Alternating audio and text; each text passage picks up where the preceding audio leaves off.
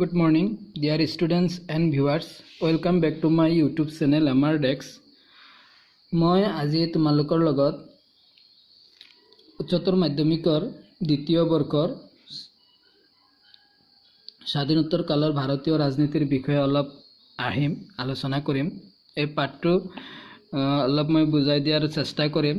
তো তোমালোকৰ যিসকলৰ লকডাউনৰ ক্ষেত্ৰত পাঠবোৰ গ্ৰহণ কৰাত অসুবিধা হৈছিল তেওঁলোকৰ কাৰণে বহুত সুবিধা হ'ব। তো বলা আমি দীঘলীয়া নকৰি পেলাই পাঠটো আলোচনা কৰোঁ। আৰু তোমালোকে যদি মোৰ চেনেলত কোনোবা নতুনকৈ আহিছা তেন্তে মোৰ চেনেলটো প্লিজ ছাবস্ক্ৰাইব কৰি লাইক কমেণ্ট কৰিবা আৰু কাষৰ বেল আইকনটো বজাই দিবা যাতে মোৰ ভিডিঅ'বোৰ সকলোৰে আগত তোমালোকে নটিফিকেশ্যনবোৰ পাই থাকা। তো বলা আমি পাঠটো আলোচনা কৰোঁ। পাঠত কি আলোচনা কৰা হৈছে? সেই এটা দলৰ আধিপত্যৰ যুগ, এৰা অফ ওৱান পাৰ্টি ডমিনেন্স। আধিপত্যৰ যুগ মানে বুলি কোৱা হৈছে যে মানে সেই সময়টোত মাত্ৰ এটা দলৰে মানে প্ৰভুত্ব আছিল ভাৰতীয় ৰাজনীতিত। সেই এটা দলৰে প্ৰভুত্ব আছিল মানে সেই দলটোৱে আটাইতকৈ বেছি শক্তিশালী আছিল। সেই বিষয়ে ইয়াত আলোচনা কৰিছে। ইন্ট্ৰডাকশ্যন। ভাৰতীয় স্বাধীনতা আন্দোলনৰ নেতৃত্ব বহন কৰা ভাৰতীয় জাতীয় কংগ্ৰেছ ইণ্ডিয়া নেশ্যনেল কংগ্ৰেছ স্বাধীনতা লাভৰ পাছত দেশৰ শাসক দল ৰুলিং পাৰ্টি হিচাপে প্ৰতিষ্ঠিত লাভ কৰিছিল। অৰ্থাৎ ভাৰতবৰ্ষ যেতিয়া স্বাধীন হৈছিল, স্বাধীন হোৱাৰ পিছত একমাত্ৰ ভাৰতীয় জাতীয় কংগ্ৰেছটোৱে আছিল ভাৰতৰ একমাত্ৰ শাসক দল। অৰ্থাৎ সেই সময়ত এই দলটোৰে একমাত্ৰ প্ৰভুত্ব আছিল। 1947 চনৰ 15 আগষ্টত তাৰিখে স্বাধীনতা লাভ কৰাৰ পাছত দেশ প্ৰথমবাৰৰ বাবে 1951 আৰু 52 চনত সংসদ আৰু ৰাজ্যৰ বিধানসভাসমূহৰ বাবে নিৰ্বাচন অনুষ্ঠিত কৰা হৈছিল। যেতিয়া আমাৰ ভাৰতবৰ্ষখন স্বাধীন হৈ গ'ল, স্বাধীন হোৱাৰ পিছত 1951 আৰু 52 এই সময়খিনিত ভাৰতত নিৰ্বাচন অনুষ্ঠিত কৰা হৈছিল। এই নিৰ্বাচনত ভাৰতীয় জাতীয় কংগ্ৰেছ দলৰ উপৰিও socialist party, communist party, Kisan Mazdoor Praja party আৰু ভাৰতীয় জনসংঘ, যিটো নেকি বৰ্তমান বিজেপি বুলি আমি ক'ব পাৰোঁ, তো এই দলকেইটাই সেই সময়ত কি হৈছিল সক্ৰিয়ভাৱে আমাৰ ভাৰতীয় যি ৰাজনীতি আছিল সেই ৰাজনীতিত তেওঁলোকে প্ৰতিনিধিত্ব কৰিছিল, অংশগ্ৰহণ কৰিছিল, তেওঁলোকেও ইলেকশ্যন খেলিছিল। অৰ্থাৎ প্ৰথমৰ পৰাই ভাৰতীয় ৰাজনীতিত বহুদলীয় ব্যৱস্থা গা কৰি উঠিছিল। বহুদলীয় ব্যৱস্থা মানে অকল এটা দলেই নহয় যে মাত্ৰ এককভাৱে নিৰ্বাচন কৰা হৈছিল, এনেকুৱা নহয়। ইয়াত মানে তেতিয়া ভাৰত স্বাধীন হোৱাৰ পিছত ভাৰতবৰ্ষত মানে বহুত কেইটা মানে ৰাজনৈতিক দল আছিল আৰু সকলোবোৰ ৰাজনৈতিক দলে মানে সক্ৰিয়ভাৱে নিৰ্বাচনত অংশগ্ৰহণ কৰিছিল। কিন্তু এই সকলোবোৰ দলৰ মাজত কংগ্ৰেছ দলে মানে একমাত্ৰ সফলতা ইমান বেছি আছিল যে এই দলে একক আধিপত্য প্ৰতিষ্ঠা কৰিব পাৰিছিল। অৰ্থাৎ যিমানবোৰ ৰাজনৈতিক দল আছিল সকলোবোৰ ৰাজনৈতিক দলৰ ভিতৰত একেবাৰে শক্তিশালী দল হিচাপে কংগ্ৰেছ জাতীয় দলটোৱে আছিল, ইণ্ডিয়ান নেশ্যনেল কংগ্ৰেছটোৱে আছিল। আৰু ইয়ে কি কৈছিল সকলো ক্ষেত্ৰতে মানে তাৰ প্ৰভুত্ব, এই দলটোৱে মানে সকলো ক্ষেত্ৰত তেওঁলোকৰ প্ৰভুত্ব বিস্তাৰ কৰাৰ কাৰণে তেওঁলোক সক্ষম হৈছিল। ভাৰতীয় ৰাজনীতিত জাতীয় কংগ্ৰেছৰ এই আধিপত্য তিনিটা সাধাৰণ নিৰ্বাচনত মানে অব্যাহত থাকে। তিনিটা নিৰ্বাচন হৈছিল, তিনিওটা নিৰ্বাচনতে একেলগে তেওঁলোকে কি হৈছিল এটাৰ পিছত এটা প্ৰত্যেকটো নিৰ্বাচনতে তেওঁলোকে কি কৰিছিল মানে জয়ী হোৱাৰ কাৰণে সক্ষম হৈছিল, তেওঁলোকে চৰকাৰ গঠন কৰাৰ কাৰণে সক্ষম হৈছিল। আৰু সেই নিৰ্বাচন কেইটা আছিল 1951-52 নিৰ্বাচন, 1957 নিৰ্বাচন আৰু 1962 চনৰ নিৰ্বাচন। সেয়েহে এই সময়ছোৱাক ভাৰতীয় ভাৰতীয় ৰাজনীতিত এটা দলৰ আধিপত্যৰ যুগ নামেৰে জনা যায়। যিহেতু ভাৰত স্বাধীন হোৱাৰ প্ৰথম তিনিটা নিৰ্বাচনত ভাৰত স্বাধীনতা লাভ কৰাৰ পিছত যি তিনিটা একেলেঠাৰিয়ে যে তিনিটা নিৰ্বাচন অনুষ্ঠিত কৰা হৈছিল, সেই তিনিটা নিৰ্বাচনত একেধাৰে প্ৰথম নিৰ্বাচন, দ্বিতীয় নিৰ্বাচন, তৃতীয় নিৰ্বাচন, প্ৰত্যেকটো নিৰ্বাচনতে কি হৈছিল ভাৰতীয় জাতীয় কংগ্ৰেছে মানে প্ৰভুত্ব বিস্তাৰ কৰিছিল। ভাৰতীয় জাতীয় কংগ্ৰেছে মানে দেশৰ শাসনভাৰ ল'বলৈ সক্ষম হৈছিল। তেওঁলোক প্ৰত্যেকটো নিৰ্বাচনতে জয়ী হৈছিল। বাকী দলবোৰ মানে মূল যিটো দৌৰ আছিল, প্ৰতিযোগিতা আছিল, মূল প্ৰতিযোগিতাৰ পৰা তেওঁলোক আঁতৰি গৈছিল, তেওঁলোক জিকিব পৰা নাছিল। সেইকাৰণে কোৱা হয় যে এই সময়ছোৱা প্ৰথম তিনিটা নিৰ্বাচনৰ এই সময়ছোৱাক ভাৰতীয় ৰাজনীতিত এটা দলৰ আধিপত্য ডমিনেন্স বুলি কোৱা হয়। অৰ্থাৎ এটা দল, অৰ্থাৎ ভাৰতীয় জাতীয় কংগ্ৰেছৰে প্ৰভুত্ব আছিল। সেইকাৰণে এই সময়খিনিক এটা দলৰ আধিপত্যৰ যুগ নামেৰে জনা যায়। এই অধ্যায়ত ভাৰতীয় জাতীয় কংগ্ৰেছৰ তিনিটা সাধাৰণ নিৰ্বাচনত প্ৰদৰ্শন কৰা ফলাফল, কেন্দ্ৰত কংগ্ৰেছ দলৰ আধিপত্যৰ চৰিত্ৰ, ৰাজ্যসমূহত কংগ্ৰেছ দলৰ আধিপত্যৰ সম্যক প্ৰতিচ্ছবিৰ লগতে কংগ্ৰেছ দলত কিদৰে বিভিন্ন মতাদৰ্শৰ সমাহাৰ ঘটিছিল সেই বিষয়েও এই পাঠটোত তোমালোকৰ লগত আলোচনা কৰা হ'ব। ইয়াৰ উপৰিও এই সময়ছোৱাত ভাৰতীয় ৰাজনীতিত সক্ৰিয় হৈ থকা বিভিন্ন বিৰোধী ৰাজনৈতিক দলসমূহৰ বিষয়েও চমু আলোচনা আগবঢ়োৱা হ'ব সেই কৈছে। কিন্তু এই বিষয়ে আলোচনা কৰাৰ পূৰ্বে আমি দুটা দিশ চমুকৈ আলোকপাত কৰা সমীচীন হ'ব, অৰ্থাৎ আমাৰ দুটা দিশ আলোচনা কৰা অতি দৰকাৰী। সেই দিশ দুটা হ'ল যে ভাৰতবৰ্ষত গণতন্ত্ৰ প্ৰতিষ্ঠাৰ বেলিকা সন্মুখীন হোৱা প্ৰাথমিক প্ৰত্যাহ্বান আৰু ভোটদানৰ পৰিৱৰ্তিত পদ্ধতি। তো কৈছে যে ভাৰতবৰ্ষত যেতিয়া নিৰ্বাচন অনুষ্ঠিত কৰা হৈছিল সেই সময়ত মূলতঃ দুটা প্ৰধান সমস্যাৰ সৃষ্টি হৈছিল আৰু সেই দুটা প্ৰত্যাহ্বান ভাৰতৰ কাৰণে বহুত ডাঙৰ প্ৰত্যাহ্বান আছিল। সেই দুটা প্ৰত্যাহ্বান আছিল যে ভাৰতবৰ্ষত কেনেকৈ গণতন্ত্ৰ প্ৰতিষ্ঠা কৰা হ'ব। আগত গণতন্ত্ৰ নাছিল, স্বাধীনতা হোৱাৰ আগত তেতিয়া ৰাজতন্ত্ৰ চলি আছিল, ৰজাই দেশ শাসন কৰিছিল। কিন্তু যেতিয়াই নেকি ভাৰত স্বাধীন হৈ গ'ল, ভাৰত স্বাধীন হোৱাৰ লগে লগে গণতন্ত্ৰ প্ৰতিষ্ঠা কৰিবলগীয়া হৈছিল আৰু গণতন্ত্ৰ প্ৰতিষ্ঠা কৰাটো একেবাৰে সহজ কথা নাছিল, বহুত জটিল কাম আছিল। আৰু সেই গণতন্ত্ৰ প্ৰতিষ্ঠা কৰাৰ কাৰণে যি নিৰ্বাচন পদ্ধতি আছিল সেই নিৰ্বাচন পদ্ধতিও কি আছিল, নিৰ্বাচন পদ্ধতি মানে হ'ল ভোটদান কৰা পদ্ধতি। ভোটদান পদ্ধতিটো কেনেকৈ কৰা হ'ব এই বিষয়েও কি কৰা হৈছিল, এক প্ৰত্যাহ্বানৰ সন্মুখীন হৈছিল, বহুত বাধা বিঘিনিৰ সৃষ্টি হৈছিল, বহুত চেলেঞ্জ কৰিবলগীয়া হৈছিল। সেই বিষয়ে ইয়াত আলোচনা কৰিছে যে গণতন্ত্ৰ প্ৰতিষ্ঠাৰ প্ৰত্যাহ্বান, চেলেঞ্জ অফ বিল্ডিং ডেমক্ৰেচি, যে ভাৰতবৰ্ষত গণতন্ত্ৰ কেনেকৈ প্ৰতিষ্ঠা কৰা হ'ব আৰু এই গণতন্ত্ৰ প্ৰতিষ্ঠা কৰাৰ ক্ষেত্ৰত ভাৰতীয় যিসকল মহান ব্যক্তি আছিল, যিসকল ভাৰত ৰাষ্ট্ৰ গঠন কৰাত আগভাগ লৈছিল, ভাৰতৰ সংবিধান প্ৰস্তুত কৰিছিল, নিৰ্বাচন কেনেকৈ অনুষ্ঠিত কৰা হ'ব সেইবোৰ যিসকলে নীতি প্ৰস্তুত কৰিছিল, তেওঁলোকৰ সন্মুখতে বিৰাট ডাঙৰ এটা বাধাৰ সৃষ্টি হৈছিল, এটা প্ৰত্যাহ্বান সৃষ্টি হৈছিল, চেলেঞ্জ আহিছিল। এই গ্ৰন্থৰ দ্বিতীয় অধ্যায়ত তোমালোকে ভাৰতবৰ্ষৰ জাতি হিচাপে নিজকে প্ৰতিষ্ঠা কৰাৰ বেলিকা সন্মুখীন হোৱা তীব্ৰ প্ৰত্যাহ্বানৰ বিষয়ে বহলকৈ পঢ়াৰ সুবিধা পাবা। এক তীব্ৰ সংকট আৰু বেদনা বুকুত লৈ এই ভাৰতবৰ্ষৰ স্বাধীনতা লাভ কৰিছিল আৰু জাতি হিচাপে প্ৰতিষ্ঠা লাভ কৰিছিল। বহুত বেদনা আৰু সংকট, ব্ৰিটিছৰ লগত যুদ্ধ কৰি পেলাই বহুত মানুহ গুণীয়া হৈছিল, বহুত মানুহ মৰিছিল আৰু বহুত মানুহ জেল খাইছিল, বহুত মানুহক ফাঁচি দিছিল। ইয়াৰ পিছত, ইমান ত্যাগ কৰাৰ পিছত, জাতি বৰ্ণ ধৰ্ম নিৰ্বিশেষে সকলো মানুহ যেতিয়া ত্যাগ কৰাৰ পিছত কি হৈছিল, ভাৰতবৰ্ষই স্বাধীনতা লাভ কৰিছিল। এনে সংকটৰ সময়ত দেশখনত গণতান্ত্ৰিক ব্যৱস্থা এটা প্ৰৱৰ্তন কৰা নিতান্তই সহজ কথা নাছিল, যিহেতু ভাৰতবৰ্ষ বিভিন্ন জাতি ধৰ্ম বৰ্ণ ভাষা ভাষীৰ মানুহৰ লোকেৰে ভৰপূৰ। তো এই জাতি ধৰ্ম ভাষা বৰ্ণবোৰৰ মাজত ব্ৰিটিছসকল যেতিয়া ভাৰতৰ পৰা আঁতৰি গৈছিল সেই সময়ত কিন্তু ডিভাইড এণ্ড ৰুল নীতি প্ৰয়োগ কৰি পেলাই ভাৰতীয়সকলৰ মাজত বিভেদৰ বীজ ৰোপণ কৰি থৈ গৈছিল। আৰু যেতিয়া ভাৰতীয়সকলৰ মাজত বিভেদৰ বীজ ৰোপণ কৰি থৈ গৈছিল তেতিয়া ভাৰতীয়ৰ মাজত যি ঐক্য, যি একতা আছিল সেই একতাৰ মাজত ফাট মেলিছিল। আৰু তেনে পৰ্যায়ত ভাৰতবৰ্ষ এখন স্বাধীনতা লাভ কৰিছিল আৰু সেই সময়ত ভাৰতবৰ্ষত এটা গণতান্ত্ৰিক ব্যৱস্থা প্ৰৱৰ্তন কৰাটো অত্যন্ত জটিল কাম আছিল। দেশৰ ঐক্য সংহতি একতা ৰক্ষা কৰাটো ভাৰতীয় নেতৃত্বৰ বাবে তীব্ৰ প্ৰত্যাহ্বান আছিল। বিভিন্ন জাতি ধৰ্ম ভাষা ভাষী মানুহৰ মাজত যেতিয়া একতাৰে এটা দেশৰ সংবিধান ৰচনা কৰিব যাব, নিৰ্বাচন পদ্ধতি প্ৰতিষ্ঠা কৰিব যাব, দেশ এখনক গণতন্ত্ৰ হিচাপে প্ৰতিষ্ঠিত কৰিবলৈ যাব, সেই সময়ত কিন্তু সেই মানুহখিনি বাৰে বাৰে বাধাৰ সন্মুখীন হৈছিল। তেওঁলোকে বহুত কষ্ট স্বীকাৰ কৰিবলগীয়া হৈছিল, বহু প্ৰত্যাহ্বানৰ সন্মুখীন হৈছিল। উপনিৱেশ শাসনৰ কবলৰ পৰা মুক্ত হোৱা পৃথিৱীৰ বহু দেশে দেশৰ ঐক্য সংহতি ৰক্ষাৰ বাবে গণতান্ত্ৰিক ব্যৱস্থা বৰ্জন কৰিবলৈ বাধ্য হৈছিল। যে উপনিৱেশ শাসনৰ কবলৰ পৰা, অৰ্থাৎ ইংৰাজসকলৰ শাসন যেতিয়া চলাইছিল, যিবোৰ দেশৰ ওপৰত ইংৰাজে শাসন চলাইছিল, সেই দেশবোৰ যেতিয়া স্বাধীন হৈছিল, স্বাধীন হোৱাৰ পিছত সেই দেশৰ ঐক্য আৰু সংহতি ৰক্ষাৰ কাৰণে বহুবোৰ ৰাষ্ট্ৰই কি কৰিবলগীয়া হৈছিল, গণতন্ত্ৰক তেওঁলোকে বাদ দিবলগীয়া হৈছিল।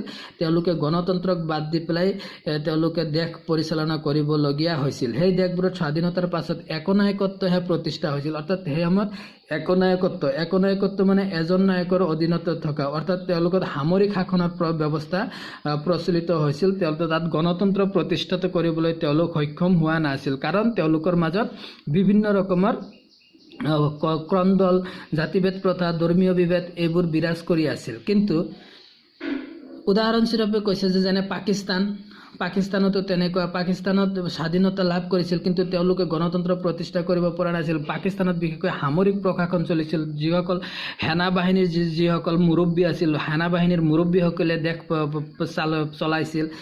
বাংলাদেশ অথবা ম্যানমাৰৰ কথা আমি এই ক্ষেত্ৰত আমি ক'ব পাৰোঁ। তেওঁলোকে যদিও স্বাধীনতা লাভ কৰিছিল কিন্তু প্ৰথম অৱস্থাত তেওঁলোকে গণতন্ত্ৰ প্ৰতিষ্ঠা কৰিব পৰা নাছিল। আনকি এতিয়াও প্ৰকৃত অৰ্থত তেওঁলোকে গণতন্ত্ৰ প্ৰতিষ্ঠা কৰিবলৈ সক্ষম হোৱা নাই। তেওঁলোকৰ মাজত সামৰিক শাসন বা একনায়কত্ব শাসন এতিয়াও চলি আছে বুলি আমি ক'ব পাৰোঁ। সেই দেশবোৰত গণতন্ত্ৰ প্ৰায় বিফল। সামৰিক শাসকে শাসন ক্ষমতা, মই কৈছিলোঁ, সামৰিক শাসকে শাসন ব্যৱস্থা নিজৰ হাতত তুলি লৈ জনসাধাৰণৰ অধিকাৰ খৰ্ব কৰিছিল। তো এইবোৰ কিন্তু আমাৰ ভাৰতৰ ক্ষেত্ৰত কিন্তু এইবোৰৰ আওকাণ কৰি চলাটো অত্যন্ত মানে জটিল কাম আছিল। এই ক্ষেত্ৰত ভাৰতবৰ্ষ যেন এক ব্যতিক্ৰম, অন্য ৰকমে ভাৰতবৰ্ষ আগবাঢ়িছিল। ভাৰতবৰ্ষই বহু সংকটৰ পাছতো দেশত গণতন্ত্ৰ প্ৰতিষ্ঠাৰ প্ৰত্যাহ্বান গ্ৰহণ কৰিছিল। যে ইমান জটিলতা থকাৰ পিছতো বিভিন্ন জাতিৰ মানুহ, বিভিন্ন ধৰ্মৰ মানুহ, বিভিন্ন বংশৰ মানুহ, বিভিন্ন ভাষা ভাষীৰ মানুহ, বিভিন্ন কলা সংস্কৃতিৰ মানুহ, মানে ডাইভাৰ্চিটিৰ মাজত আকৌ যেতিয়া নেকি একতা যেতিয়া আনিব বিচাৰিছিল, এই একতাৰ সৃষ্টিৰে যেতিয়া ভাৰতত গণতন্ত্ৰ প্ৰতিষ্ঠা কৰিব লৈছিল, তেতিয়া কিন্তু ভাৰতবাসীৰ বিজ্ঞ মানুহসকল, যে আগৰ যিসকল ৰাজনেতা আছিল, ৰাজনেতাসকলৰ কাৰণে এইটো কিন্তু অত্যন্ত মানে এটা প্ৰত্যাহ্বান আছিল, অত্যন্ত এটা বাধাৰ সন্মুখীন তেওঁলোক হৈছিল। এই আটাইকেইটা প্ৰত্যাহ্বানকে ভাৰতীয় নেতাসকলে সমভাৱে গ্ৰহণ কৰিছিল। এইবোৰক তেওঁলোকে খুব পুংখানুপুংখভাৱে, খুব বিচক্ষণতাৰে তেওঁলোকে এইবোৰ অধ্যয়ন কৰিছিল। অধ্যয়ন কৰি পেলাই ভাৰতত গণতন্ত্ৰ প্ৰতিষ্ঠা কৰিছিল। ভাৰতবৰ্ষ সফল হোৱাৰ মূলতে আছিল ভাৰতবৰ্ষত সুদীৰ্ঘ স্বাধীনতা আন্দোলন। যিহেতু ভাৰতবৰ্ষত গণতন্ত্ৰ প্ৰতিষ্ঠা কৰিছিল আৰু অন্যান্য ৰাষ্ট্ৰবোৰ, একে সময়ত স্বাধীনতা লাভ কৰা অন্যান্য ৰাষ্ট্ৰবোৰে কিন্তু গণতন্ত্ৰ প্ৰতিষ্ঠা কৰিবলৈ সক্ষম হোৱা নাছিল, কিন্তু ভাৰতবৰ্ষ গণতন্ত্ৰ প্ৰতিষ্ঠা কৰাৰ সক্ষম হৈছিল একমাত্ৰ এই কাৰণে যে ভাৰতবৰ্ষত বহুত দিনলৈকে কি হৈছিল, সুদীৰ্ঘ সময় স্বাধীনতা আন্দোলন চলি আছিল। অৰ্থাৎ ভাৰতত ব্ৰিটিছৰ বিৰুদ্ধে বহুত আগৰ পৰাই যুদ্ধ চলি আছিল, বিদ্ৰোহ চলি আছিল, আৰু সেই বিদ্ৰোহত জাতি, ধৰ্ম, ভাষা, বৰ্ণ নিৰ্বিশেষে সকলো মানুহে অংশগ্ৰহণ কৰিছিল, আৰু সেইকাৰণে কি হৈছিল, মানুহবোৰৰ মাজত এটা একতা আহি গৈছিল। এই আন্দোলনৰ নেতৃত্ব দিয়া ভাৰতীয় জাতীয় কংগ্ৰেছ স্বাধীনতা লাভৰ আগৰ পৰাই দেশত গণতান্ত্ৰিক ব্যৱস্থা প্ৰৱৰ্তনৰ প্ৰস্তুতি আৰম্ভ কৰিছিল। ভাৰতীয় জাতীয় কংগ্ৰেছে নিজে গণতান্ত্ৰিক নীতিত পৰিচালিত এটা সংগঠন আছিল। কৈছে ভাৰতত গণতন্ত্ৰ প্ৰতিষ্ঠা কৰাৰ আটাইতকৈ অগ্ৰগণী ভূমিকা গ্ৰহণ কৰিছিল ভাৰতীয় জাতীয় কংগ্ৰেছ, যিটোক নেকি আমি বৰ্তমান কংগ্ৰেছ আইডল বুলি কওঁ। এই দলটোৱে, কাৰণ তেওঁলোকে স্বাধীনতা লাভ কৰাৰ আগতে তেওঁলোকৰ যিখিনি সাংগঠনিক কাম আছিল, দলৰ যিখিনি কাম আছিল, সেই দলৰ কামখিনি গণতান্ত্ৰিকভাৱে পৰিচালিত কৰিছিল। তেওঁলোকৰ মাজত কিন্তু কোনো একনায়কত্ব নাছিল। দলৰ বাকী সদস্যসকলৰ মতামত অনুযায়ী তেওঁলোকে দলবোৰ চলাইছিল। অৰ্থাৎ আমি এক কথাত ক'ব পাৰোঁ যে ভাৰতবৰ্ষ স্বাধীন হোৱাৰ আগৰ পৰাই ভাৰতীয় মানুহবোৰে জাতীয় কংগ্ৰেছত থাকি পেলাই গণতন্ত্ৰ কেনেকৈ পৰিচালনা কৰিব লাগিব, গণতন্ত্ৰ কি, সেই বস্তুটোৰ ট্ৰেইনিং আগৰ পৰাই লৈছিল, আৰু যাৰ ফলস্বৰূপে ভাৰত স্বাধীন হোৱাৰ পিছত ভাৰতত গণতন্ত্ৰ প্ৰতিষ্ঠা কৰা অতি সহজ হৈ পৰিছিল। ভাৰতীয় জাতীয় কংগ্ৰেছ নিজে গণতান্ত্ৰিক নীতিত পৰিচালিত সংগঠন। স্বাধীনতা আন্দোলনৰ সময়তে এই দলে নিজাকৈ সংবিধান প্ৰণয়নৰ আখৰাও চলাইছিল। যে ভাৰতবৰ্ষ স্বাধীন হোৱাৰ আগতে ভাৰতীয় জাতীয় কংগ্ৰেছে যে কেনেকৈ সংবিধান ৰচনা কৰিব লাগিব, সংবিধানত কি কি নীতি থাকিব লাগিব, কাক কাক কি অধিকাৰ দিয়া লাগিব, এইবোৰ সংবিধান ৰচনা কৰাৰ যিখিনি চেষ্টা, ট্ৰেইনিং, আখৰা, প্ৰস্তুতি তেওঁলোকে আগৰ পৰাই চলাই গৈছিল, আৰু সেইকাৰণে ভাৰত স্বাধীন হোৱাৰ পিছত ভাৰতত গণতন্ত্ৰ প্ৰতিষ্ঠা কৰা ভাৰতীয়সকলৰ কাৰণে অলপ সহজ হৈ পৰিছিল। ভাৰতীয় সংবিধান প্ৰণয়নৰ সম্পৰ্কে তোমালোকে পূৰ্বৰ শ্ৰেণীতে বিস্তৃতভাৱে পঢ়ি আহিছে। তোমালোকে জানা যে 1949 চনৰ 26 নৱেম্বৰৰ তাৰিখে সংবিধান গৃহীত হৈছিল। এইটো এটা ইম্পৰ্টেণ্ট কুৱেশ্যন, মনত ৰাখিবা। ভাৰতীয় সংবিধান গৃহীত কেতিয়া হৈছিল আৰু ইয়াক কাৰ্যকৰী কেতিয়া কৰা হৈছিল।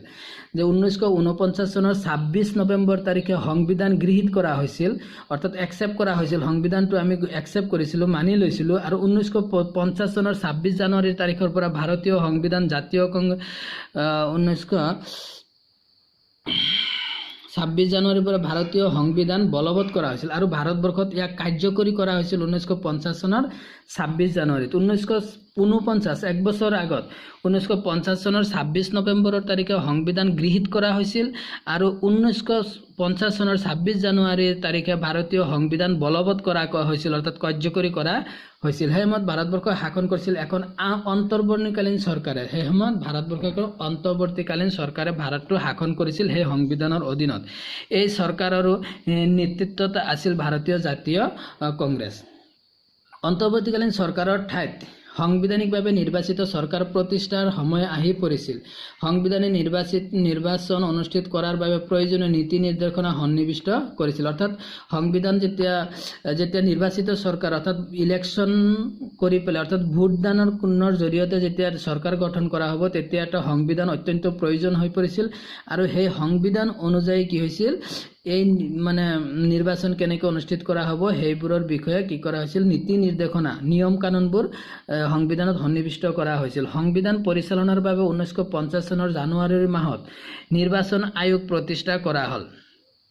কৈছে যে নিৰ্বাচন কেনেকৈ চলাব লাগিব, ভোট কেনেকৈ লোৱা হ'ব, মানুহ মানে কেণ্ডিডেটে কেনেকৈ অংশগ্ৰহণ কৰিব, জনসাধাৰণে কেনেকৈ ভোটদান দিব, এই বিষয়ে 1950 চনৰ জানুৱাৰী মাহত নিৰ্বাচন আয়োগ প্ৰতিষ্ঠা কৰিছিল, যাতে ভাৰতৰ যিটো নিৰ্বাচন ইলেকশ্যন ভোট দিয়া ব্যৱস্থাটো পৰিচালনা কৰাৰ কাৰণে। আৰু এই নিৰ্বাচন আয়োগৰ যিজন মুখ্য আয়ুক্ত আছিল সুকুমাৰ সেন।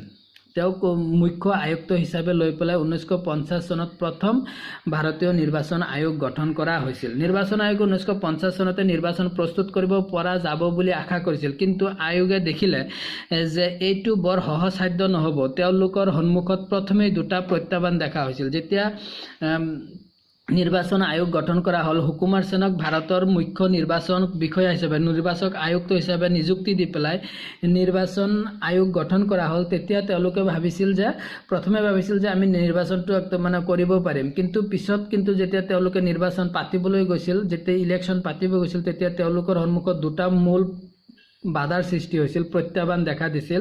সমষ্টি নিৰ্ধাৰণ আৰু ভোটাৰ তালিকা প্ৰস্তুত কৰি তোলা। যেতিয়া আমি নিৰ্বাচন পাতিম তেতিয়া সমষ্টি তোমালোকে বুজি পাইছা যে যেনেকৈ আমাৰ সমষ্টিবোৰ থাকে, বিভিন্ন সমষ্টি। অসমত বিধানসভাৰ সমষ্টি 126টা আছে, 126টা সমষ্টিৰ পৰা 126জন MLA যাব আৰু সেই এটা MLAৰ এৰিয়াত এটা বিধানসভাৰ এৰিয়াত কিমানখিনি মানুহ থাকিব, কোন কোন অঞ্চলত সাঙুৰি লোৱা হ'ব, সেইটো নিৰ্ণয় কৰিবলগীয়া হৈছিল। অৰ্থাৎ সমষ্টি নিৰ্ধাৰণ কৰা আৰু তেওঁলোকক ভোটদান দিব, যে ভোটদান দিয়াৰ কাৰণে এটা ভোটাৰ তালিকা লাগিব। এই দুটা প্ৰস্তুত কৰাটো মানে এটা জটিল কাম হৈ পৰিছিল নিৰ্বাচন আয়োগৰ কাৰণে। ভোটাৰ তালিকাৰ প্ৰথম খচৰা প্ৰস্তুত কৰি তোলাৰ পাছত দেখা গ'ল যে বহু মহিলাৰ নাম বাদ পৰি গৈছে। এই প্ৰত্যাহ্বানটো তেওঁলোকে গ্ৰহণ কৰি পেলাই প্ৰথম অৱস্থাত তেওঁলোকে ভোটাৰ তালিকা বনাইছিল আৰু ভোটাৰ তালিকা যেতিয়া বনাইছিল তেতিয়া দেখা গৈছিল যে এই ভোটাৰ তালিকাৰ পৰা বহুত মহিলা মানুহৰ নাম বাদ পৰি গৈছে। যিহেতু গণতন্ত্ৰ, পুৰুষ মহিলা সকলোকে ভোটদান দিয়াৰ ক্ষমতা দিব লাগিব, কিন্তু এই ভোটাৰ তালিকা প্ৰস্তুত কৰাৰ সময়ত যিহেতু সেই সময়ত টেকন'লজি ইমান ডেভেলপ নাছিল, সেইকাৰণে কি হৈছিল তেওঁলোকৰ প্ৰথম অৱস্থাত মহিলাসকলৰ বহুত পৰিমাণে ভোটাৰ তালিকাৰ পৰা বাদ পৰি গৈছিল। পাছত তাৰ সংশোধন কৰাই শুদ্ধ ভোটাৰ তালিকা প্ৰস্তুত কৰি তোলা হ'ল। কিন্তু নিৰ্বাচন অনুষ্ঠিত কৰাৰ বৰ সহজসাধ্য কাম নাছিল। প্ৰথম নিৰ্বাচনত 17 কোটি ভোটাৰ আছিল, কিন্তু তেওঁলোকৰ মাজৰ 15%হে শিক্ষিত আছিল। যে সেই সময়ত ভাৰতত শিক্ষিতৰ হাৰ কম আছিল আৰু প্ৰথম যিটো নিৰ্বাচন অনুষ্ঠিত কৰা হৈছিল, সেই নিৰ্বাচন অনুষ্ঠিত কৰাৰ কাৰণে যিটো ভোটাৰ তালিকা প্ৰস্তুত কৰা হৈছিল তাত 17 কোটি মানুহৰ নাম আছিল আৰু তাৰ মাত্ৰ 15%হে শিক্ষিত আছিল। এই নিৰ্বাচনত ৰাজ্যিক বিধানসভাসমূহৰ বাবে 3200 বিধায়ক আৰু লোকসভাৰ বাবে 889 গৰাকী সাংসদ নিৰ্বাচন কৰিবলগীয়া হৈছিল। তেতিয়া কি হৈছিল, এতিয়া যেনেকৈ আমাৰ অসমত 126 জন, তেনেকৈ বিভিন্ন ৰাজ্যত আছে। বিভিন্ন ৰাজ্যৰ যিবোৰ আছিলে MLA, সেইলোক বিধায়ক বুলি কোৱা হৈছিল আৰু সেই বিধায়কসকল আছিল 3200 আৰু লোকসভাৰ বাবে আছিল কিমান 489 গৰাকী সাংসদ নিৰ্বাচন কৰিবলগীয়া হৈছিল। য'ত নেকি বৰ্তমান 500 মোটামুটি 545 জন বৰ্তমান কি আছে আমাৰ সাংসদ আছে। বাকী তাৰে কিছুমান সিলেকশ্যন কৰা হয়, কিছুমান নিৰ্বাচন কৰা হয়, তোমালোকে আগত পাইছে। অশিক্ষিত লোকেৰে ভৰি থকা দেশত এই নিৰ্বাচন আছিল গণতন্ত্ৰ প্ৰতিষ্ঠাৰ প্ৰথম অগ্নি পৰীক্ষা। যে ভাৰতৰ মানুহবোৰ যেহেতু শিক্ষিত নাছিল, সেই সময়ত শিক্ষাৰ হাৰ অতি কম আছিল, আৰু তেনে পৰ্যায়ত এটা নিৰ্বাচন গণতান্ত্ৰিকভাৱে এটা ইলেকশ্যন পতাটো, নিৰ্বাচন পতাটো অগ্নি পৰীক্ষাৰ নিচিনা আছিল, একদম জটিল এটা প্ৰত্যাহ্বান আছিল। কৈ থোৱা ভাল যে এই সময়লৈকে ইউৰোপীয় দেশসমূহে গণতন্ত্ৰত আছিল, দেশসমূহত গণতন্ত্ৰ আছিল, আৰু ইউৰোপৰ বহু দেশত মহিলাসকলক ভোটাধিকাৰ দিয়া হোৱা নাছিল। কিন্তু ভাৰতবৰ্ষৰ মহিলাসকলকো সাঙুৰি সাৰ্বজনীন ভোটাধিকাৰ নীতিত নিৰ্বাচন অনুষ্ঠিত কৰে। যিটো সময়ত ভাৰতবৰ্ষত নিৰ্বাচন অনুষ্ঠিত কৰা হৈছিল, সেই সময়ত ইউৰোপীয় জাপান, জাৰ্মান, আমেৰিকা সেইবোৰ ৰাষ্ট্ৰত গণতন্ত্ৰ আছিল, কিন্তু গণতন্ত্ৰ থাকিলেও কিন্তু সেই দেশবোৰত মহিলাসকলক ভোটাধিকাৰ দিয়া হোৱা নাছিল। কিন্তু সেই প্ৰাথমিক অৱস্থাতে কিন্তু আমাৰ ভাৰতৰ নিচিনা এখন মহান ৰাষ্ট্ৰই কিন্তু প্ৰথম অৱস্থা পুৰুষ মহিলা সকলোৰ কাৰণে কি কৰিছিল, সাৰ্বজনীন ভোটাধিকাৰ প্ৰদান কৰিছিল। সাৰ্বজনীন ভোটাধিকাৰ মানে তোমালোকে বুজি পাইছা যে জাতি, বৰ্ণ, ধৰ্ম, লিংগ নিৰ্বিশেষে 18 বছৰৰ ঊৰ্ধ্বৰ প্ৰত্যেকজন ভাৰতীয়ই নিজৰ নিজৰ ভোটদান দিয়াৰ যিটো ক্ষমতা, সেই ক্ষমতাটোকে কি বুলি কোৱা হয়, সাৰ্বজনীন ভোটাধিকাৰ। দুবাৰকৈ স্থগিত ৰখাৰ পাছত অৱশেষত 1951 চনৰ অক্টোবৰ মাহৰ পৰা 1952 চনৰ ফেব্ৰুৱাৰী মাহলৈকে ভাৰতবৰ্ষত প্ৰথম সাধাৰণ নিৰ্বাচন অনুষ্ঠিত কৰা হৈছিল। যে ভাৰতবৰ্ষত নিৰ্বাচন অনুষ্ঠিত কৰিবলৈ গৈ পেলাই তেওঁলোকে বিভিন্ন সমস্যাৰ সন্মুখীন হৈছিল, আৰু সেই সমস্যাৰ সন্মুখীন হোৱাৰ বাবে ভাৰতৰ যিটো নিৰ্বাচন আয়োগ আছিল, হুকুমাৰ সেনৰ নেতৃত্বত যিটো নিৰ্বাচন আয়োগ গঠন কৰিছিল, নিৰ্বাচন আয়োগ মানে নিৰ্বাচন কমিটি, যি কমিটিয়ে নেকি নিৰ্বাচন অনুষ্ঠিত কৰে, নিয়ম নীতি পৰিচালনা কৰাৰ কাৰণে নিৰ্বাচন অনুষ্ঠিত কৰে, তাক নিৰ্বাচন আয়োগ বুলি কোৱা হৈছে।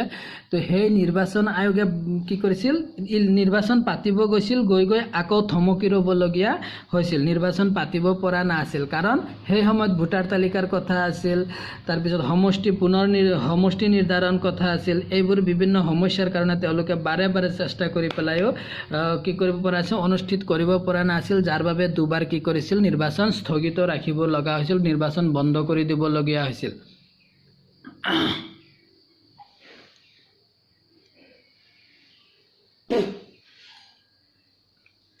তাৰপিছত 1951 চনৰ অক্টোবৰ মাহৰ পৰা 1952 চনৰ ফেব্ৰুৱাৰী মাহলৈকে ভাৰতবৰ্ষত প্ৰথম নিৰ্বাচন অনুষ্ঠিত কৰা হৈছিল। নিৰ্বাচনী প্ৰচাৰৰ পৰা ভোট গণনালৈকে। নিৰ্বাচনী প্ৰচাৰ বুজি পাইছা যে কেণ্ডিডেটসকলে যেতিয়া মিটিং কৰে, কেম্পিং কৰে, মিটিং কৰে, সমদল কৰি পেলাই কি কৰে, ভোট বিচাৰে, জনসাধাৰণৰ মাজত সজাগতা সৃষ্টি কৰে, আৰু নিজে যে কেণ্ডিডেটসকলে, প্ৰতিনিধিসকলে যে কি কৰিছে, নিৰ্বাচনত অৱতীৰ্ণ হৈছে, তেওঁক ভোট দিয়াৰ কাৰণে ৰাইজক আহ্বান কৰে, তাক কি বুলি কোৱা হৈছে, নিৰ্বাচনী প্ৰচাৰ। আৰু ভোট গণনালৈকে, ভোট দিয়াৰ পিছত কোনে কিমান ভোট পালে এইটো গণনা কৰা হয়, ভোট কাউণ্টিং কৰা হয়, তাৰ কথা কৈছে। ভোট গণনালৈকে এই নিৰ্বাচনে সৰ্বমুঠ 6 মাহ সময় ল'লে। অৰ্থাৎ নিৰ্বাচন ঘোষণা কৰাৰ পৰা, দিন তাৰিখ ঘোষণা কৰাৰ পৰা ভোট গণনা কৰালৈকে মুঠ 6 মাহ সময় লৈছিল।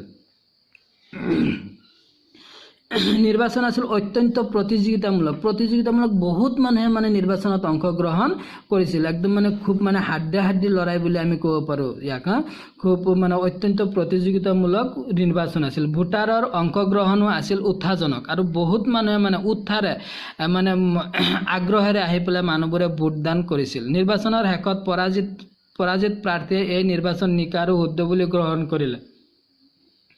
আৰু যেতিয়া নিৰ্বাচন শেষ হোৱাৰ পিছত যিসকল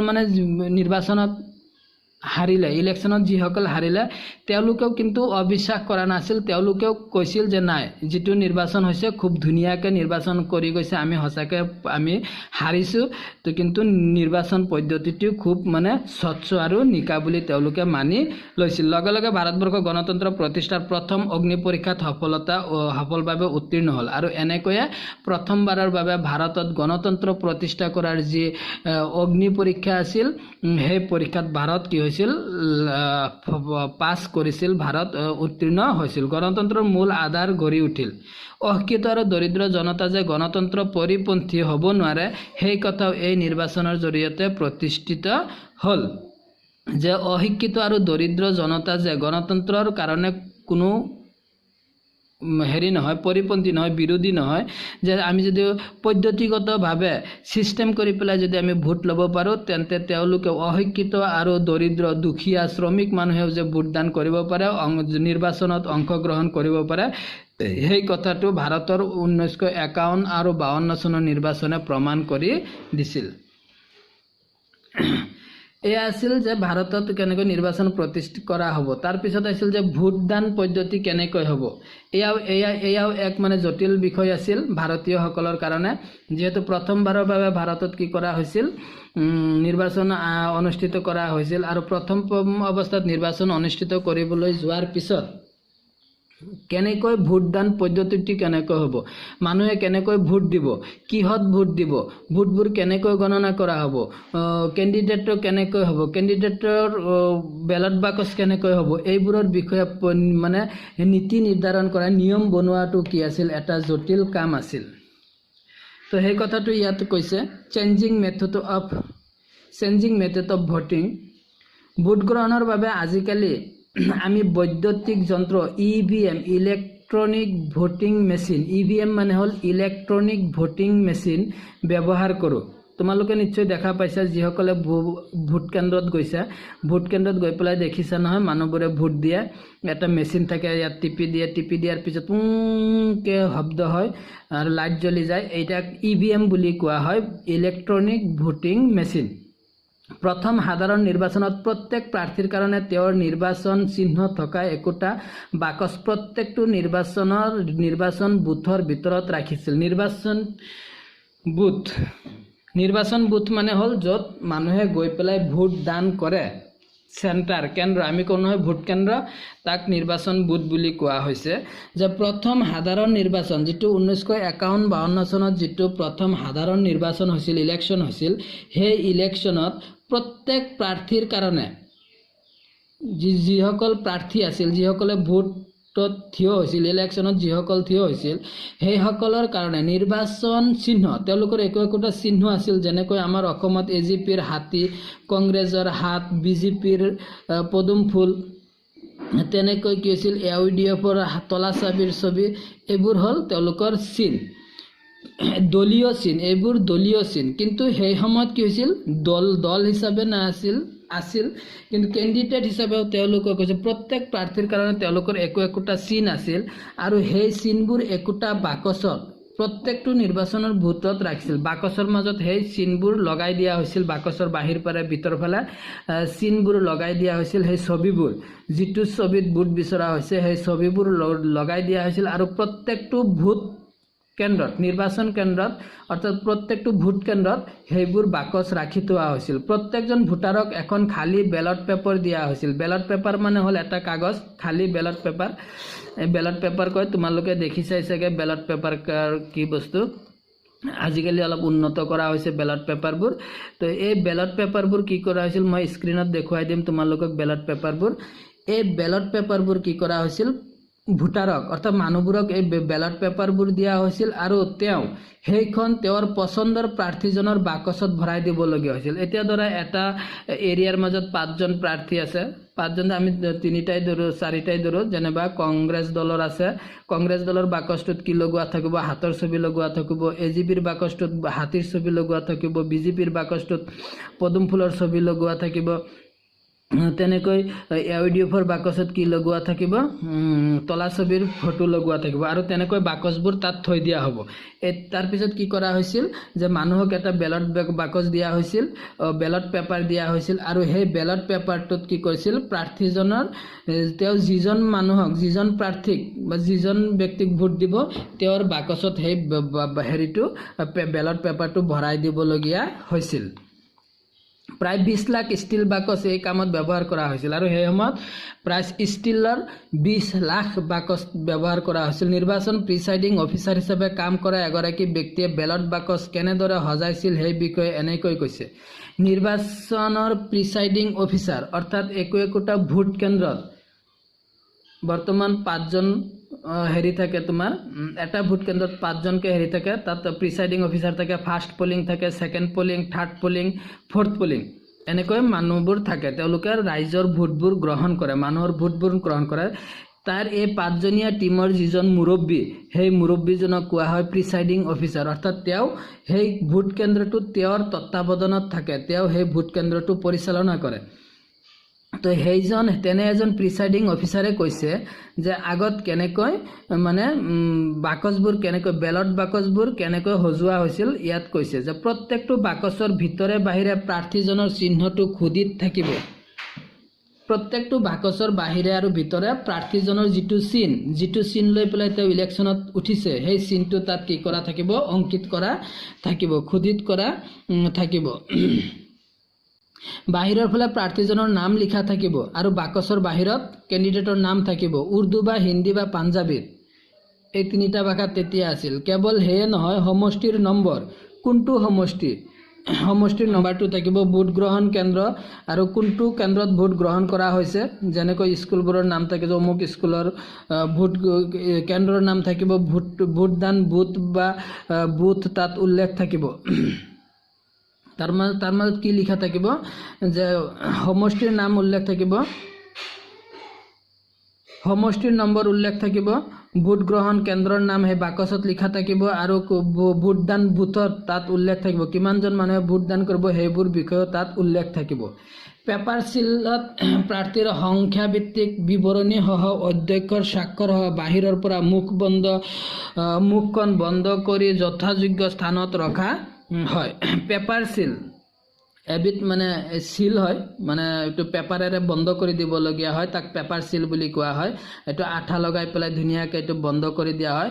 তাত প্ৰাৰ্থীক সংখ্যাভিত্তিক বিৱৰণীসমূহ অধ্যক্ষৰ স্বাক্ষৰ সহ যিজন প্ৰিচাইডিং অফিচাৰ থাকিব সেইজনে চহী কৰি পেলাই তাত কি কৰি দিব, তাত ভৰাই দিয়ে। পেপাৰ চিলত প্ৰাৰ্থীৰ সংখ্যাভিত্তিক বিৱৰণ সহ অধ্যক্ষৰ স্বাক্ষৰ সহ মানে যিজন অধ্যক্ষ থাকিব প্ৰিচাইডিং অফিচাৰ, তেওঁৰ কি থাকিব, তাত চহী কৰি পেলাই সেই বাকচটো কি হ'ব, বাহিৰৰ পৰা বন্ধ কৰি দিয়া হয়। নিৰ্বাচন অনুষ্ঠিত হোৱাৰ আগদিনাখনেই এই কামখিনি সম্পাদন কৰিবলগীয়া হয় আৰু যিদিনাখন ইলেকশ্যন হ'ব, যিদিনাখন ভোট গ্ৰহণ কৰা হ'ব, তাৰ আগৰ দিনাই কিন্তু এই কামখিনি কৰিবলগীয়া হয়। চিহ্ন আৰু লেবেল লগাবলৈ বাকচটো প্ৰথমতে চেণ্ড পেপাৰ আৰু এটুকুৰা ইটাৰে গঢ়িব লাগিব। এই কাম শেষ কৰোঁতে প্ৰায় 6জন মানুহৰ 5 ঘণ্টা সময় লাগিছিল। এইখিনি গোটেইখিনি কাম কৰিবলৈ 6জন মানুহৰ প্ৰায় 5 ঘণ্টা সময় লাগিছিল আৰু এই গোটেইখিনি কাম ভোট গ্ৰহণ কৰাৰ আগৰ দিন কমপ্লিট কৰিবলগীয়া হৈছিল। প্ৰথম দুটা নিৰ্বাচনৰ পাছত এই পদ্ধতিৰ পৰিৱৰ্তন কৰা হ'ল।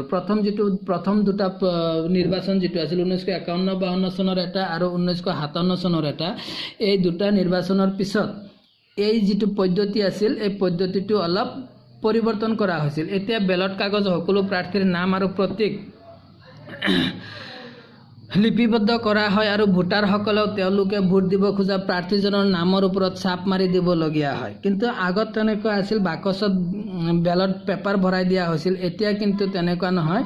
এতিয়া বাকচৰ ওপৰত কি কৰা নহয়, নাম ভৰাই দিয়া হোৱা নাছিল। এতিয়া এটা দীঘলীয়া এটা কাগজ বনোৱা হৈছিল বেলট পেপাৰ আৰু সেই বেলট পেপাৰত কি কৰা হৈছিল, কেণ্ডিডেটবোৰৰ নাম আছিল, ছবি আছিল, তেওঁলোকৰ চিহ্ন আছিল। তেওঁলোকে যিটো চিহ্ন লৈ পেলাই ইলেকশ্যনত অৱতীৰ্ণ হৈছিল সেই চিহ্নবোৰ দিয়া থাকে আৰু কাষত কি থাকে, এটা খালী ঘৰ থাকে আৰু সেই খালী ঘৰত কি কৰা হৈছিল, ভোটাৰসকলে তেওঁলোকৰ নামৰ ওপৰত ছাপ মাৰি দিবলগীয়া হৈছিল। এই পদ্ধতি 40 বছৰ প্ৰচলন আছিল। 1990 চনৰ দশকত নিৰ্বাচন আয়োগে EVM ব্যৱহাৰ কৰে। অৰ্থাৎ 1990 চনৰ আগলৈকে সেই বেলট পেপাৰৰ মাধ্যমেৰে ভোট গ্ৰহণ কৰা হৈছিল আৰু পিছত 1990 চনৰ পৰা প্ৰথম EVM ইলেক্ট্ৰনিক ভোটিং মেচিন ব্যৱহাৰ কৰা হয়। 2004 চনত সমগ্ৰ দেশে EVM ব্যৱহাৰ কৰে আৰু তোমালোকে জানাই 2004 চনৰ পৰা আমাৰ অঞ্চলবোৰতো কি হৈ গ'ল EVM মেচিনৰ মাধ্যমেৰে ভোট লোৱা পদ্ধতি আৰম্ভ কৰা হৈ গ'ল। অৰ্থাৎ সমগ্ৰ ভাৰতবৰ্ষতে EVM চালু কৰি দিয়া হ'ল। 1919 চনৰ লোকসভা নিৰ্বাচনত VVPAT voter verified paper audit trail ব্যৱহাৰ কৰা হয়। VVPAT মানে তোমালোকে বুজি পাবা যিসকলে ভোট দিছা বা ভোট কেন্দ্ৰত গৈছা। VVPAT মানে হ'ল যেতিয়া ভোট দিয়া হয়, ভোট দিয়াৰ পিছত মই কোনজন কেণ্ডিডেটক ভোট দিলোঁ তাৰ এটা স্লিপ সেই মেচিনৰ ভিতৰত 20 ছেকেণ্ড নেকি 20 ছেকেণ্ড সময়ৰ কাৰণে সেই ফটোটো দেখা যায়। মই যাক ভোট দিম, ভোট দিয়াৰ লগে লগে সেই চিহ্নটো তাত ওলাব। মই যদি কংগ্ৰেছত ভোট দিওঁ, কংগ্ৰেছৰ বুটামটো টিপাৰ লগে লগে মেচিনৰ ভিতৰত এটা কাগজ ওলাব আৰু সেই কাগজটোৰ মাজত হাতৰ ছবি ওলাব। AGPক দিলে হাতীৰ ছবি ওলাব, BJPক দিলে পদুম ফুলৰ ছবি ওলাব, AUDFক দিলে তলা ছবিৰ ছবি ওলাব আৰু সেইটো 20 ছেকেণ্ড সময় মই দেখিব পাৰিম, তাৰপিছত তলত পৰি যায়। ইয়াক কি বুলি কয়? VVPAT বুলি কোৱা হয়। ইয়াৰ জৰিয়তে ভোটাৰে ভোটদান কৰা প্ৰাৰ্থীগৰাকীৰ ছবি আৰু ভোট চিহ্ন EVM মেচিনত দেখা পায়। কংগ্ৰেছ আধিপত্য বনাম বিৰোধী ৰাজনৈতিক দলসমূহ। অৰ্থাৎ ইয়াত কৰা হৈছে যে কংগ্ৰেছৰ আধিপত্য, যে সেই সময়ত কংগ্ৰেছৰ যি প্ৰভুত্ব আছিল দেশত, তেওঁলোকৰ যি মানে জয় অৱস্থা আছিল, সকলো ক্ষেত্ৰতে তেওঁলোকে জয়ী হৈছিল। আৰু তেনে ক্ষেত্ৰত বিৰোধী ৰাজনৈতিক দল তোমালোকে বুজি পোৱা, যিটো দলে চৰকাৰ গঠন কৰে তেওঁ গভৰ্ণিং দল থাকে আৰু যিবোৰ দল ইলেকশ্যনত পৰাজিত হয় তেওঁলোকে বিৰোধী দলৰ ভূমিকা গ্ৰহণ কৰে। কিন্তু গণতন্ত্ৰত চৰকাৰ গঠন কৰা দল আৰু বিৰোধী দল সকলোৰে গুৰুত্ব সমান। যে গণতন্ত্ৰত চৰকাৰ গঠন কৰা দল আৰু বিৰোধী দলৰ সমান গুৰুত্ব, কাকো আমি বাদ দিব নোৱাৰোঁ। এতিয়া যদি চৰকাৰ গঠন কৰিলে এটা দলে, সাপোজ ধৰা কংগ্ৰেছে চৰকাৰ গঠন কৰিলে, এতিয়া তাত যদি বিৰোধী দল নাথাকে তেন্তে চৰকাৰটো কি হৈ যাব? একনায়কত্ব হৈ যাব। তেওঁলোকে নিজ ইচ্ছামতে সকলোবোৰ কাম কৰিব, ৰাইজৰ স্বাৰ্থৰ কথা তেওঁলোকে চিন্তা নকৰিব। তেনে ক্ষেত্ৰত কি কৰে? বিৰোধী দলে তেওঁলোকক বিভিন্ন ৰকমৰ প্ৰশ্নৰ সৃষ্টি কৰে, বিভিন্ন ৰকমৰ তেওঁলোকক বাধাৰ সৃষ্টি কৰি পেলাই তেওঁলোকক জনসাধাৰণৰ মংগলৰ কাৰণে কাম কৰিবলৈ বাধ্য কৰি ৰাখে। সেইকাৰণে গণতন্ত্ৰত বিৰোধী দলৰ ভূমিকা অত্যন্ত গুৰুত্বপূৰ্ণ। সেই কথাটো ইয়াত আলোচনা কৰিছে। ভাৰতীয় জাতীয় কংগ্ৰেছ দলে প্ৰথম 3টা সাধাৰণ নিৰ্বাচনত নিজৰ আধিপত্য প্ৰতিষ্ঠা কৰিছিল যদিও ভাৰতীয় ৰাজনীতিত বিৰোধী ৰাজনৈতিক দলসমূহৰ স্থিতি বৰ দুৰ্বল নাছিল। যদিও প্ৰথম 3টা সাধাৰণ নিৰ্বাচনত ভাৰতীয় জাতীয় কংগ্ৰেছে ভাৰতত এককভাৱে সংখ্যাগৰিষ্ঠতা লাভ কৰিছিল, কিন্তু বিৰোধী দলসকলো যে দুৰ্বল আছিল তেনেকুৱা নহয়। এই দলসমূহে এই 3টা সাধাৰণ নিৰ্বাচনতে কংগ্ৰেছ দলৰ তুলনাত লোকসভা আৰু ৰাজ্যিক বিধানসভাসমূহত অত্যন্ত কম আসন লাভ কৰিছিল। সঁচা যে বাকী বিৰোধী দলবোৰে কংগ্ৰেছ দলৰ তুলনাত বিধানসভা আৰু লোকসভাৰ নিৰ্বাচনত ভোট কম পাইছিল ঠিকেই, কিন্তু ৰাজনৈতিক বিতৰ্ক তথা নিৰ্বাচনী প্ৰচাৰত এই দলসমূহে সক্ৰিয়ভাৱে অংশগ্ৰহণ কৰিছিল। ৰাজনৈতিক যিবোৰ বিতৰ্ক, চৰকাৰে কিবা এটা কৰিব গৈছে কিন্তু তাত মানে জনসাধাৰণৰ বিৰোধী নীতি যদি কৰিব গৈছে, জনসাধাৰণৰ মংগল নোহোৱা কাম যদি কৰিব কৈছে, তাত কিন্তু বিৰোধী দলে বিতৰ্কৰ সৃষ্টি কৰিছে। বিতৰ্ক সৃষ্টি কৰি পেলাই সেই চৰকাৰটোক জনসাধাৰণৰ মংগলৰ কাৰণে কাম কৰিবলৈ বাধ্য কৰাইছিল। অন্যহাতে কংগ্ৰেছ দলে সৰ্বমুঠ ভোটৰ প্ৰায় 45%হে লাভ কৰিছিল। অৰ্থাৎ আসনৰ ক্ষেত্ৰত একক আধিপত্য প্ৰতিষ্ঠা কৰিবলৈ সক্ষম হোৱাৰ পাছতো ভাৰতীয় জাতীয় কংগ্ৰেছ দলে 50% ভোট লাভ কৰিব পৰা নাছিল। যদিও চৰকাৰ গঠন কৰিছিল কিন্তু তেওঁলোকে 50% ভোটো লাভ কৰিবলৈ সক্ষম হোৱা নাছিল। ভাৰতীয় সংবিধানে প্ৰৱৰ্তন কৰা যিয়েই অধিক ভোট পায় তেওঁই জয়ী হোৱা ব্যৱস্থা ফাষ্ট দ্য পোল ইলেক্টৰেল ছিষ্টেমটোৰ বাবে কংগ্ৰেছে লোকসভা তথা বিধানসভাসমূহত সৰ্বাধিক আসন লাভ কৰিছিল। ভাৰততো এটা চিষ্টেম আছে যে যিটো দলে লাগিলে 20% পাক, যদি বেছি ভোট হয়, বেছি আসন হয়, তেন্তে তেওঁৱে কি হ'ব, চৰকাৰ গঠন কৰিব পাৰিব। তৎসত্ত্বেও বিৰোধী দলসমূহে লোকসভাত 1951-52 চনত অনুষ্ঠিত সাধাৰণ নিৰ্বাচনত 26%, বিৰোধী দল যিবোৰ কংগ্ৰেছৰ বাদে যিবোৰ দল আছিল তেওঁলোকে প্ৰথম সাধাৰণ নিৰ্বাচনত 26%, 57 চনৰ নিৰ্বাচনত, পিছৰ নিৰ্বাচনত, দ্বিতীয় নিৰ্বাচনত 25% আৰু তৃতীয় নিৰ্বাচনত 28% আসন লাভ কৰিবলৈ সক্ষম হৈছিল। ই কিন্তু একেবাৰে এটা সৰু ফিগাৰ নহয়, ই এটা বিৰোধী দলৰ কাৰণে ই এটা অত্যন্ত মানে সফলতা। এই তিনিটা নিৰ্বাচনতে ৰাজ্যৰ বিধানসভাসমূহত বিৰোধী দলসমূহে 32%-ৰ পৰা 40% আসন লাভ কৰিবলৈ সক্ষম হৈছিল। তাৎপৰ্যপূৰ্ণ কথাটো হ'ল এই যে বিৰোধী দলসমূহে শাসক দল ভাৰতীয় জাতীয় কংগ্ৰেছৰ ওপৰত তীব্ৰ হেঁচা সৃষ্টি কৰিব পাৰিছিল আৰু নীতি তথা চৰকাৰৰ কাম কাজৰ বেলিকা চোকা সমালোচনাৰে শাসকীয় দলক হস্তম কৰি ৰাখিছিল। আটাইতকৈ গুৰুত্বপূৰ্ণ বিষয় যে যদিও চৰকাৰ কংগ্ৰেছ দলে সেই সময়ত চৰকাৰ গঠন কৰিছিল, দেশ শাসন কৰিছিল, কিন্তু বিৰোধী দলসমূহে চৰকাৰৰ ওপৰত, কংগ্ৰেছ চৰকাৰৰ ওপৰত সদায় প্ৰেছাৰ ক্ৰিয়েট কৰিছিল, সদায় তেওঁলোকক তীব্ৰ হেঁচা সৃষ্টি কৰিছিল যাতে তেওঁলোকে জনসাধাৰণৰ মংগলৰ কাৰণে কাম কৰিব পাৰে। তেওঁলোকে যাতে নিজ ইচ্ছামতে যি ইচ্ছা তাকেই কৰিব নোৱাৰে, তাৰ ক্ষেত্ৰত কিন্তু এই বিৰোধী ৰাজনৈতিক দলবোৰে অত্যন্ত গুৰুত্বপূৰ্ণ ভূমিকা গ্ৰহণ কৰিছিল আৰু তেওঁলোকৰ হেঁচাৰ ফলত ভাৰতীয় জাতীয় কংগ্ৰেছে ভাৰতীয় জনসাধাৰণৰ মংগলৰ কাৰণে কাম কৰিবলৈ সদায় বাধ্য আৰু সজাগ হৈ থাকিবলগীয়া হৈছিল। আৰু ইয়েই হ'ল ভাৰতীয় গণতন্ত্ৰৰ আটাইতকৈ মানে গুৰুত্বপূৰ্ণ কথা যে বিৰোধী দলৰ কাৰণে ভাৰতত একনায়কত্ব প্ৰতিষ্ঠিত হ'ব নোৱাৰে। তেওঁলোকে যি ইচ্ছা তাকেই চৰকাৰে কৰিব নোৱাৰে, তাত বিৰোধী দলে সদায় বাধাৰ সৃষ্টি কৰি পেলাই চৰকাৰক ৰাইজৰ পক্ষত কাম কৰিবলৈ বাধ্য কৰায়।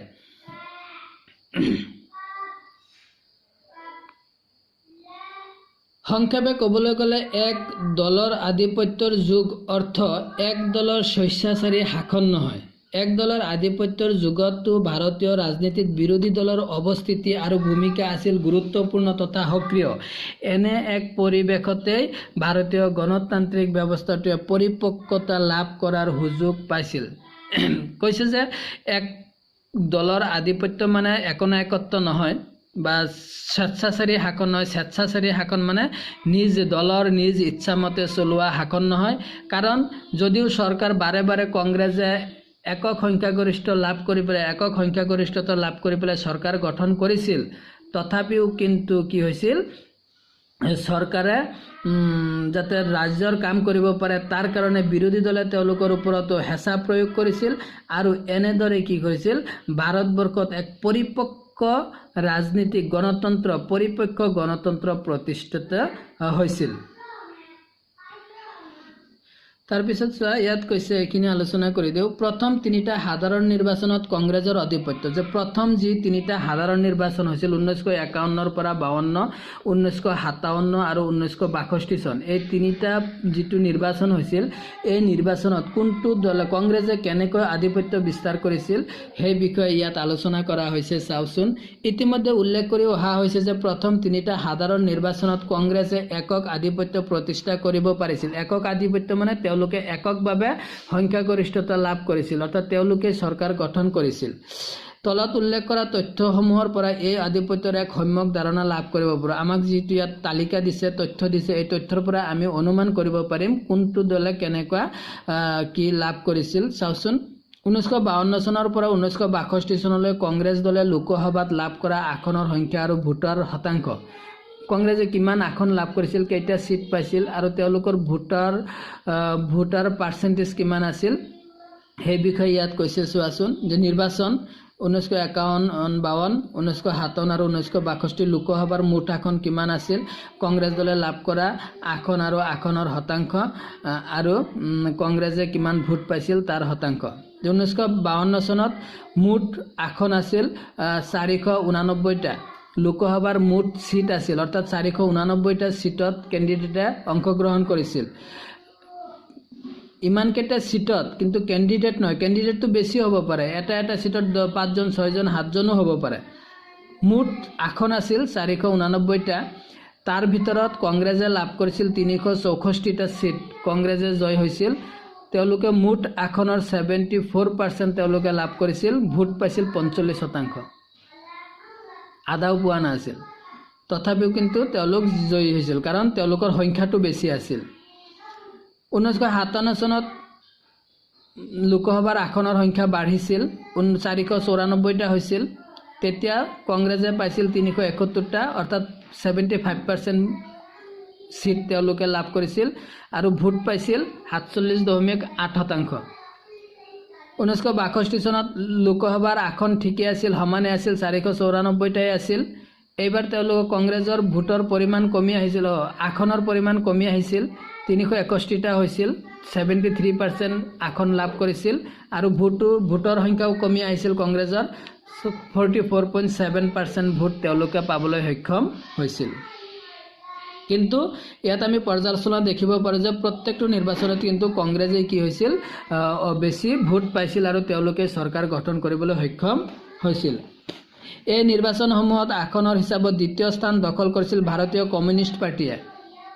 এইটো যিটো প্ৰথম 3টা নিৰ্বাচন আছিল, দ্বিতীয় স্থানত আছিল ভাৰতীয় কমিউনিষ্ট পাৰ্টি। কিন্তু এই দলে 1952 চনৰ সাধাৰণ নিৰ্বাচনত 16খন আসন, 1957 চনত 27খন আসন আৰু 1962 চনত 29খন আসন দখল কৰিবলৈহে সক্ষম হৈছিল। শতাংশৰ হিচাপত লোকসভাত এই দলটোৱে এই নিৰ্বাচনসমূহত ক্ৰমে 3, 5 আৰু 7% আসনহে লাভ কৰিবলৈ সক্ষম হৈছিল।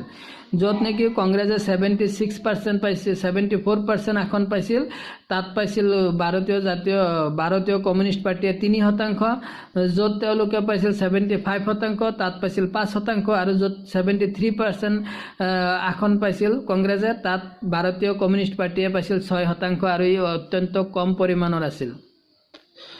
ওপৰৰ তথ্যৰাজিৰ পৰা আমি ভাৰতীয় জাতীয় কংগ্ৰেছ দল প্ৰথম 3টা সাধাৰণ নিৰ্বাচনত প্ৰতিষ্ঠা কৰা আধিপত্যৰ উমান পাওঁ। আসনৰ হিচাপত কোনো এটা বিৰোধী দলে ভাৰতীয় জাতীয় কংগ্ৰেছৰ ওচৰ চাপিব পৰা নাছিল, অৰ্থাৎ আসনৰ হিচাপত, সিটৰ হিচাপত কোনো এটা দলে কিন্তু ভাৰতীয় জাতীয় কংগ্ৰেছৰ নিচিনা ইমান ভাল ৰেকৰ্ড দেখুৱাব পৰা নাছিল, যাৰ কাৰণে কি হৈছিল, ভাৰতীয় জাতীয় কংগ্ৰেছে সেই 3টা নিৰ্বাচনত একক আধিপত্য বিস্তাৰ কৰিবলৈ সক্ষম হৈছিল। কিন্তু এই আটাইকেইটা নিৰ্বাচনত মুখ্য বিৰোধী দলসমূহৰ উপৰিও বহু সৰু সুৰা ৰাজনৈতিক দল তথা নিৰ্দলীয় প্ৰাৰ্থীয়ে প্ৰতিদ্বন্দ্বিতা কৰিছিল। নিৰ্দলীয় প্ৰাৰ্থীসমূহে সামগ্ৰিকভাৱে বহু সংখ্যক আসন আৰু বহু শতাংশ ভোট লাভ কৰিবলৈকো সক্ষম হৈছিল। উদাহৰণস্বৰূপে 1952, 57 আৰু 62 চনৰ নিৰ্বাচনত ক্ৰমে 38, 42 আৰু 20 জন নিৰ্দলীয় প্ৰাৰ্থী লোকসভাত নিৰ্বাচিত হৈছিল। নিৰ্দলীয় প্ৰাৰ্থী বুজি পাইছা, যিসকল নেকি কোনো দলৰ হৈ নেখেলে। এতিয়া ধৰক কোনোবাই ইলেকশ্যন খেলিছে কংগ্ৰেছ দলৰ হৈ, কোনোবাই AGPৰ হৈ, কোনোবাই BJPৰ হৈ, কোনোবাই AIUDFৰ হৈ ইলেকশ্যন খেলিছে, গতিকে তেওঁলোকক দলীয় প্ৰাৰ্থী বুলি ক'ব। এতিয়া ধৰক কোনোবা এজন, ছাপোজ ধৰক মই এজনে ইলেকশ্যনত থিয় হ'লোঁ, মই যদি কোনো দলৰ প্ৰতীক লৈ পেলাই, কোনো দলৰ হৈ পেলাই যদি মই নিৰ্বাচন নেখেলোঁ, মই যদি অকলে নিৰ্বাচন খেলোঁ, তেন্তে তাক কি কৰা হ'ব, নিৰ্দলীয় ইণ্ডিপেণ্ডেণ্ট কেণ্ডিডেট বুলি কোৱা হয়, নিৰ্দলীয় প্ৰাৰ্থী বুলি কোৱা হ'ব। তেনেকুৱা নিৰ্দলীয় প্ৰাৰ্থী কোনো দলৰ নোহোৱাকৈ অকলে নিজে ইলেকশ্যনত অৱতীৰ্ণ হৈছিল, আৰু তেনেকুৱা অৱতীৰ্ণ হৈ প্ৰথম নিৰ্বাচনত 38 জন, দ্বিতীয় নিৰ্বাচনত 42 জন আৰু তৃতীয় নিৰ্বাচনত 20 জন নিৰ্দলীয় প্ৰাৰ্থী আছিল। দ্বিতীয় সাধাৰণ নিৰ্বাচনত নিৰ্দলীয় প্ৰাৰ্থীয়ে 19.4% ভোটো লাভ কৰিবলৈ সক্ষম হৈছিল। তলৰ তালিকাত প্ৰথম 3টা সাধাৰণ নিৰ্বাচনত বিভিন্ন ৰাজনৈতিক দলে লোকসভাত লাভ কৰা আসনৰ সংখ্যা উল্লেখ কৰা হ'ল। প্ৰথম 3টা সাধাৰণ নিৰ্বাচনত বিভিন্ন ৰাজনৈতিক দলে লাভ কৰা আসনৰ সংখ্যা, ওপৰতো কংগ্ৰেছৰ আছিল, ইয়াত বাকী দলবোৰৰ বিষয়ে কৈছে যে 52, 57 আৰু 62 চনৰ নিৰ্বাচন মুঠ আসন একেটাই, ওপৰৰ লগত মুঠ আসন একেটাই আছে। কংগ্ৰেছে পাইছিল ইমানটা, ইয়াত দিয়াই আছে।